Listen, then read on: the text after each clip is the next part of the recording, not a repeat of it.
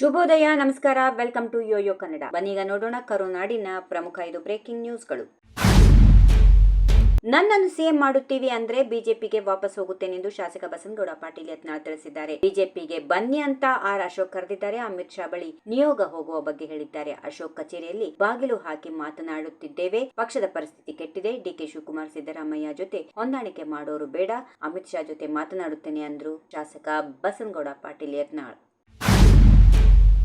ಮತಗಳ್ಳತನದ ವಿರುದ್ಧ ನಾಳೆ ದೆಹಲಿಯಲ್ಲಿ ಬೃಹತ್ ಪ್ರತಿಭಟನೆ ನಡೆಯಲಿದ್ದು ನಾನು ಭಾಗಿಯಾಗುತ್ತೇನೆಂದು ಡಿಸಿಎಂ ಡಿಕೆ ಶಿವಕುಮಾರ್ ತಿಳಿಸಿದರು. ನಮ್ಮ ರಾಜ್ಯದಿಂದ ವೋಟ್ ಚೋರಿ ಅಭಿಯಾನ ಆರಂಭ ಆಗಿತ್ತು. ನಾಳೆ ದೆಹಲಿಯ ರಾಮ್ಲೀಲಾ ಮೈದಾನದಲ್ಲಿ ಬೃಹತ್ ಪ್ರತಿಭಟನೆ ನಡೆಯಲಿದೆ. ಸಚಿವರು, ಶಾಸಕರು, ಸಾವಿರಾರು ಕಾರ್ಯಕರ್ತರು ಹೋಗಿದ್ದಾರೆ. ನಾನು ಕೂಡ ದೆಹಲಿಗೆ ಹೋಗುತ್ತೇನೆ ಎಂದರು. ವೋಟ್ ಚೋರಿ ವಿರುದ್ಧ ದೆಹಲಿಯಲ್ಲಿ ರಾಹುಲ್ ಗಾಂಧಿ ಕಾರ್ಯಕ್ರಮ ಹಮ್ಮಿಕೊಂಡಿದ್ದಾರೆ. ಅವರಿಗೆ ಶಕ್ತಿ ತುಂಬುತ್ತೇವೆ ಎಂದು ಡಿಕೆ ಶಿವಕುಮಾರ್ ತಿಳಿಸಿದರು.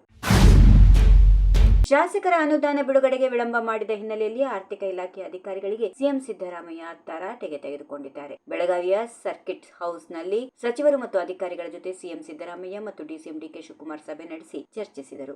ಈ ಮಧ್ಯೆ ಶಾಸಕರ ಅನುದಾನ ಬಿಡುಗಡೆಗೆ ವಿಳಂಬ ಹಿನ್ನೆಲೆಯಲ್ಲಿ ಅಧಿಕಾರಿಗಳಿಗೆ ಕ್ಲಾಸ್ ತೆಗೆದುಕೊಂಡ ಸಿಎಂ ಸಿದ್ದರಾಮಯ್ಯ ಶಾಸಕರಿಗೆ ಅನುದಾನ ಬಿಡುಗಡೆ ಮಾಡುತ್ತಿಲ್ಲ ಎಂಬ ಆರೋಪ ಕೇಳಿಬಂದಿದೆ. ಶೀಘ್ರವೇ ಅನುದಾನ ಬಿಡುಗಡೆ ಮಾಡಿ, 3 ತಿಂಗಳುಗಳ ಒಳಗೆ ಅನುದಾನ ಬಿಡುಗಡೆ ಮಾಡಿ, ಇನ್ಮುಂದೆ ದೂರುಗಳು ಬರದಂತೆ ಎಚ್ಚರ ವಹಿಸಿ ಎಂದು ಖಡಕ್ ಸೂಚನೆ ನೀಡಿದ್ದಾರೆ. ನಾಯಕತ್ವದ ಗೊಂದಲದ ನಡುವೆ ಯಾವ ಪುರುಷಾರ್ಥಕ್ಕೆ ಬೆಳಗಾವಿಯಲ್ಲಿ ಅಧಿವೇಶನ ಮಾಡುತ್ತೀರಿ? ನಾಯಕತ್ವ ಗೊಂದಲ ಬಗೆಹರಿಸಿಕೊಂಡು ಅಧಿವೇಶನ ನಡೆಸುವಂತೆ ಹೇಳಿದ್ದೆ. ನಮ್ಮ ಮಾತನ್ನ ರಾಜ್ಯ ಸರ್ಕಾರ ಕೇಳಲಿಲ್ಲ ಎಂದು ಬಿಜೆಪಿ ರಾಜ್ಯಾಧ್ಯಕ್ಷ ಬಿವೈ ವಿಜೇಂದ್ರ ಆರೋಪಿಸಿದ್ದಾರೆ. ಮುಖ್ಯಮಂತ್ರಿ ಕುರ್ಚಿಗಾಗಿ ನಡೆಯುತ್ತಿರುವ ಕಾಳಗ ಕೇವಲ ಕಾಂಗ್ರೆಸ್ ಪಕ್ಷದ ಆಂತರಿಕ ವಿಚಾರವಲ್ಲ. ಅವರು ಕಾಂಗ್ರೆಸ್ ಪಕ್ಷದ ಮುಖ್ಯಮಂತ್ರಿಗಳು ಮಾತ್ರ ಅಲ್ಲ, ರಾಜ್ಯದ ಆಡಳಿತದ ಚುಕ್ಕಾಣಿ ಹಿಡಿದಿರುವ ಅವರು ಇಡೀ ರಾಜ್ಯದ ಮುಖ್ಯಮಂತ್ರಿಗಳು. ಇಷ್ಟೊಂದು ಗೊಂದಲ ಇಟ್ಟುಕೊಂಡು ಕಾಟಾಚಾರಕ್ಕೆ ಬೆಳಗಾವಿಯಲ್ಲಿ ಚಳಿಗಾಲದ ಅಧಿವೇಶನ ನಡೆಸುವುದು ಬೇಡ, ಅಧಿವೇಶನ ಮುಂದೂಡಿ ಅಂತ ನಾವು ಹೇಳಿದ್ದೆವು ಎಂದು ವಾಗ್ದಾಳಿ ನಡೆಸಿದರು.